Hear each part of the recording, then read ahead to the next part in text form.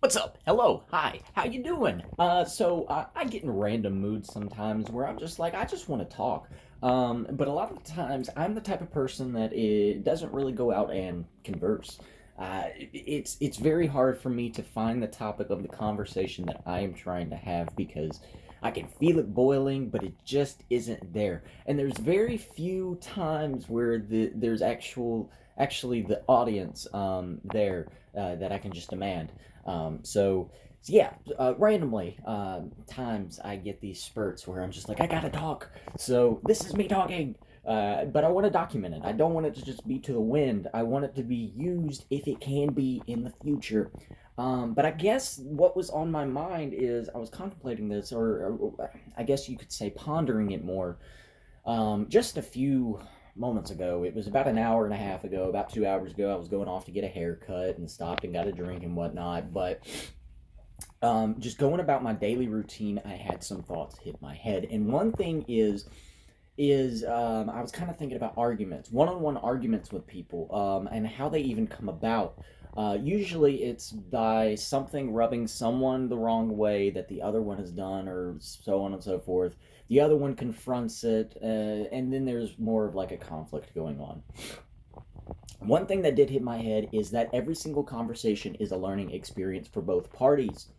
Every single conversation, every single argument, every single debate is a learning experience for both parties that are engaged. So, with that being said, does that mean that you're not going to get hurt? Does that mean you can't be aggravated? Does that mean that you can't be mad? No, that's not what that means at all. But it's how you then process it. So usually when people get offended or people get mad or so on and so forth, they immediately react on the feeling that was just received. They feel something, it's negative, they react to it. They know how to react to that. Say somebody says something to you and it's off colored or whatnot, but you can counter that with something that they've said. So you say, well, that's not going to hurt me because you did this. Okay, well, no parties learned anything. That person knows what they did or they said or whatever. And now that person now knows that you are upset. So there's no positive coming from that. No one's learning anything from it. That was just an adolescent way of dealing with that feeling. That was a very, I guess you could say, dumbed down version. That was a very immature way of dealing with that feeling. You didn't let it sit. You didn't even ask, well, why do you feel that way? Well, that wasn't my intention.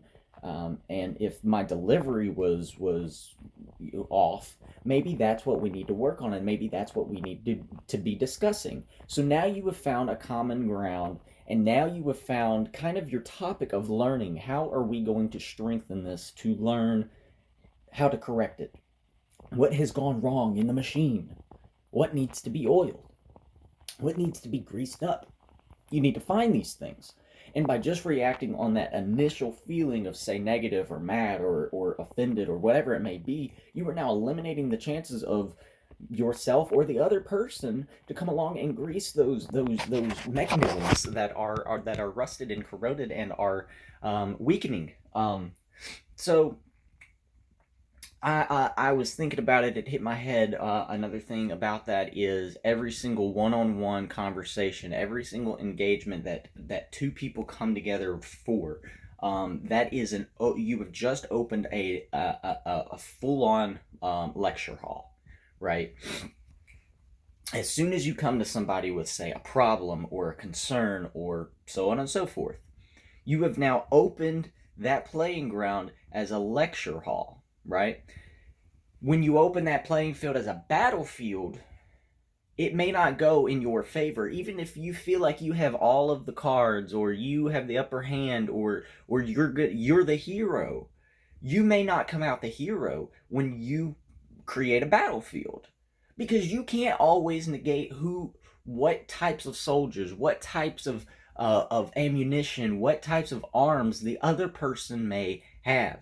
So you want to open a lecture hall where every single person can raise their hand, ask a question, maybe get an answer. Maybe they don't get the answer they want. So then it goes into a discussion, it goes into a debate, it goes into a learning experience where everybody in the room is actually benefiting from it. Even if they're not one-on-one engaging, they're still benefiting from what environment you have created with that situation.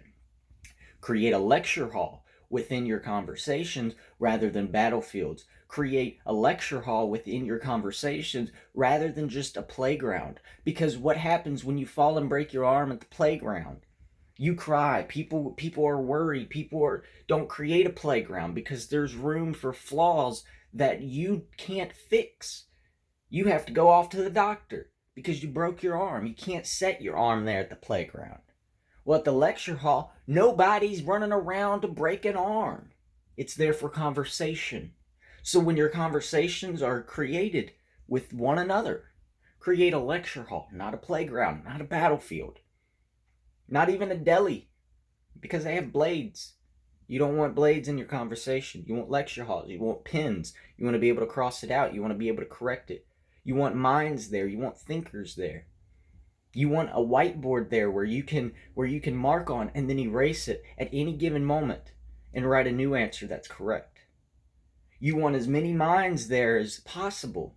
So whenever there is, say, a time of a halt in thought, and you don't know where to go within the conversation, there are other minds that know what track you're on and have learned along with you and now knows the best way to go about it because they've learned with you within that lecture hall, within that conversation, so they can assist you in places where you can't see or you can't think of because you've allowed them to. You've created your lecture hall. You didn't make the battleground where if they try to maybe they try to help you, but they don't want to because they don't know if you have a gun behind your back or if there's a mine right there at their feet, and if they take another step towards you, they'll blow up. You don't want that in your conversations. You want your lecture hall where any given point, any given moment, somebody can raise their hand, ask a question you may not know the answer to, but then you have your congregation there to help you, to assist you.